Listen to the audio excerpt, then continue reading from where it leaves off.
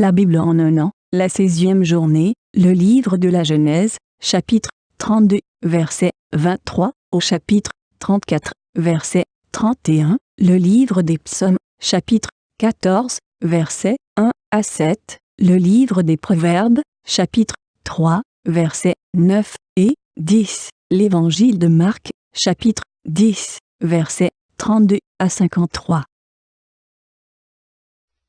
Livre de la Genèse, chapitre 32. Il les prit, leur fit passer le torrent, et le fit passer à tout ce qui lui appartenait. Jacob demeura seul. Alors un homme lutta avec lui jusqu'au lever de l'aurore. Voyant qu'il ne pouvait le vaincre, cet homme le frappa à l'emboîture de la hanche, et l'emboîture de la hanche de Jacob se démit pendant qu'il luttait avec lui. Il dit, « Laisse-moi aller, car l'aurore se lève. » Et Jacob répondit, « Je ne te laisserai point aller, que tu ne m'aies béni. » Il lui dit, « Quel est ton nom ?» Et il répondit, « Jacob. » Il dit encore, « Ton nom ne sera plus Jacob, mais tu seras appelé Israël, car tu as lutté avec Dieu et avec des hommes, et tu as été vainqueur. » Jacob l'interrogea en disant, « Fais-moi, je te prie, connaître ton nom. » Il répondit, « Pourquoi demandes-tu mon nom ?» Et il le bénit là. Jacob appela ce lieu du nom de Péniel, car, dit-il, j'ai vu Dieu face à face, et mon âme a été sauvée. Le soleil se levait lorsqu'il passa à Péniel. Jacob boitait de la hanche. C'est pourquoi, jusqu'à ce jour, les enfants d'Israël ne mangent point le tendon qui est à l'emboîture de la hanche, car Dieu frappa Jacob à l'emboîture de la hanche, au tendon. Livre de la Genèse, chapitre 33. Jacob leva les yeux et regarda, et voici Ésaü arrivé avec 400 hommes. Il répartit les enfants entre Léa, Rachel et les deux servantes. Il plaça en tête les servantes avec leurs enfants, puis Léa avec ses enfants, et enfin Rachel avec Joseph. Lui-même passa devant eux, et il se prosterna en terre 7 fois jusqu'à ce qu'il fût près de son frère. Ésaü courut à sa rencontre, il l'embrassa, se jeta à son cou et le serra dans ses bras, et ils pleurèrent. Ésaü, levant les yeux, vit les femmes et les enfants, et il dit, « Qui sont ceux que tu as là ?» Et Jacob répondit, « Ce sont les enfants que Dieu a accordés à ton serviteur. » Les servantes s'approchèrent, elles et leurs enfants, et se prosternèrent. Léa et ses enfants s'approchèrent aussi, et se prosternèrent. Ensuite Joseph et Rachel s'approchèrent, et se prosternèrent. Ésaü dit, « À quoi destines-tu tout ce camp que j'ai rencontré ?» Et Jacob répondit, « À trouver grâce aux yeux de mon Seigneur. » Ésaü dit, « Je suis dans l'abondance, mon frère, garde ce qui est à toi. » Et Jacob répondit, « Non, je te prie. Si j'ai trouvé grâce à tes yeux, accepte de ma main mon présent, car c'est pour cela que j'ai regardé ta face, comme on regarde la face de Dieu, et tu m'as accueilli favorablement. Accepte donc mon présent qui t'a été offert, puisque Dieu m'a comblé de grâce, et que je ne manque de rien. » Il insista auprès de lui, et Ésaü accepta. Ésaü dit, « Partons, mettons-nous en route, j'irai devant toi. » Jacob lui répondit, « Mon Seigneur sait que les enfants sont délicats et que j'ai des brebis et des vaches qui allaitent. Si l'on forçait leur marche un seul jour, tout le troupeau périrait. Que mon Seigneur prenne les devants sur son serviteur, et moi je suivrai lentement au pas du troupeau qui me précédera, et au pas des enfants, jusqu'à ce que j'arrive chez mon Seigneur, à Séhir. » Ésaü dit, « Je veux au moins laisser avec toi une partie de mes gens. » Et Jacob répondit, « Mais pourquoi cela? Que je trouve seulement grâce aux yeux de mon Seigneur. » Le même jour, Ésaü reprit le chemin de Séhir. Jacob partit pour Sukkot. Il bâtit une maison pour lui et il fit des cabanes pour ses troupeaux. C'est pourquoi l'on a appelé ce lieu du nom de Sukkot. À son retour de Padan Aram, Jacob arriva heureusement à la ville de Sichem dans le pays de Canaan, et il campa devant la ville. Il acheta la portion du champ où il avait dressé sa tente des fils de Hamor, père de Sichem, pour 100 késitas. Et là, il éleva un autel qu'il appela El Eloé Israël. Livre de la Genèse, Chapitre 34. Dina, la fille que Léa avait enfantée à Jacob, sortit pour voir les filles du pays. Elle fut aperçue de Sichem, fils de Hamor, prince du pays. Il l'enleva, coucha avec elle, et la déshonora. Son cœur s'attacha à Dina, fille de Jacob. Il aima la jeune fille, et sut parler à son cœur. Et Sichem dit à Hamor, son père, « Donne-moi cette jeune fille pour femme. » Jacob apprit qu'il avait déshonoré Dina, sa fille, et comme ses fils étaient au champ avec son troupeau, Jacob garda le silence jusqu'à leur retour. Hamor, père de Sichem, se rendit auprès de Jacob pour lui parler, et les fils de Jacob revenaient des champs lorsqu'ils apprirent la chose.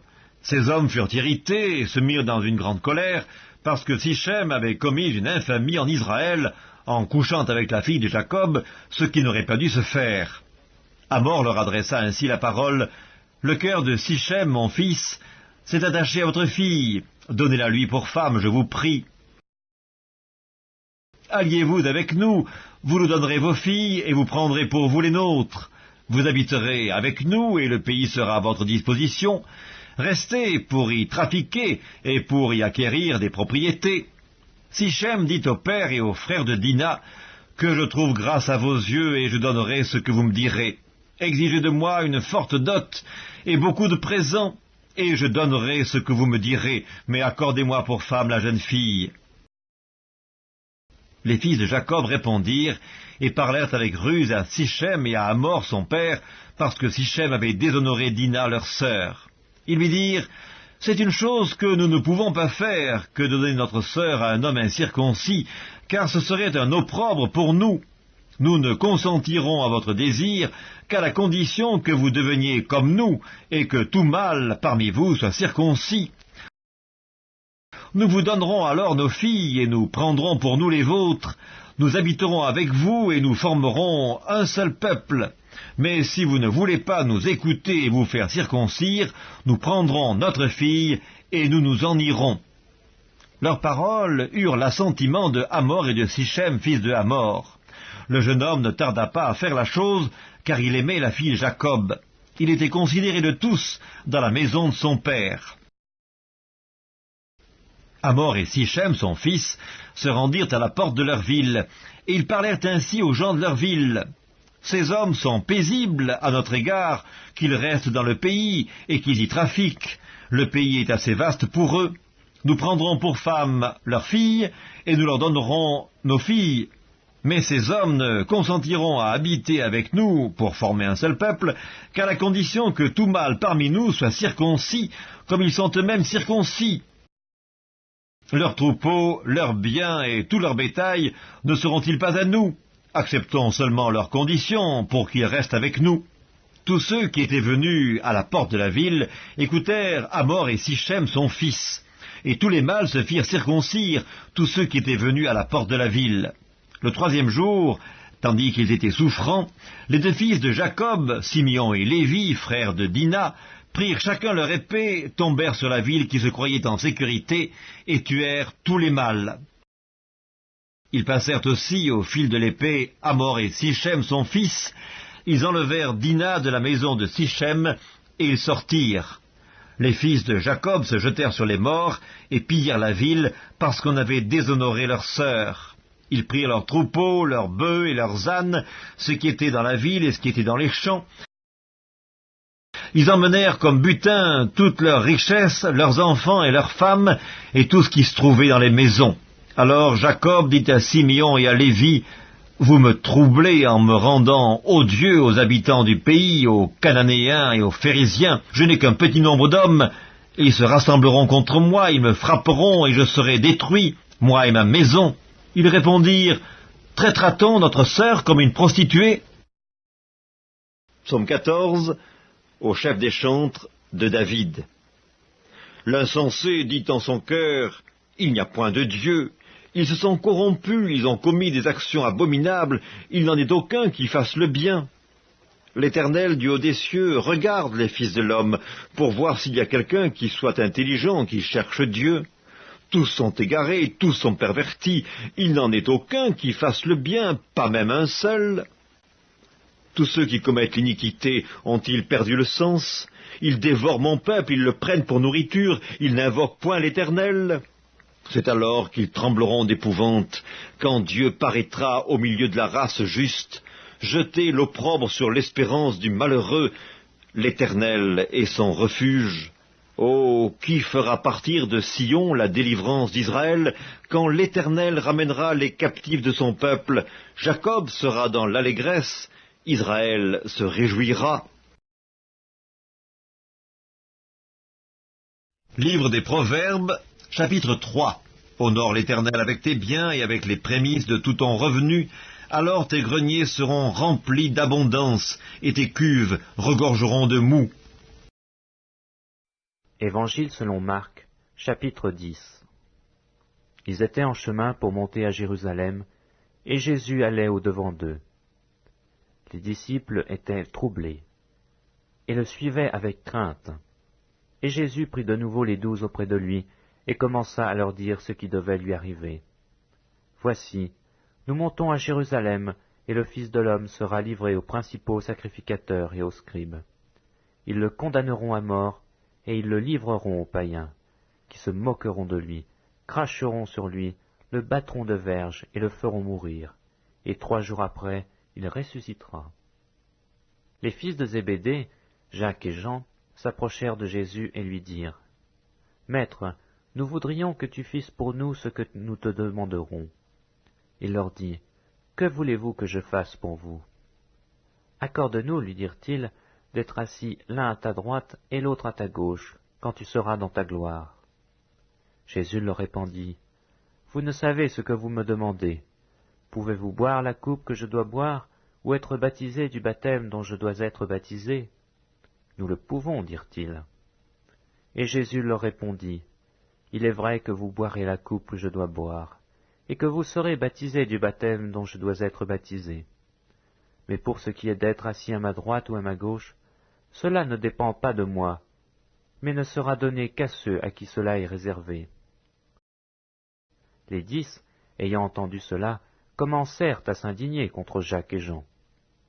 Jésus les appela et leur dit, « Vous savez que ceux qu'on regarde comme les chefs des nations les tyrannisent et que les grands les dominent. Il n'en est pas de même au milieu de vous. Mais quiconque veut être grand parmi vous, qu'il soit votre serviteur.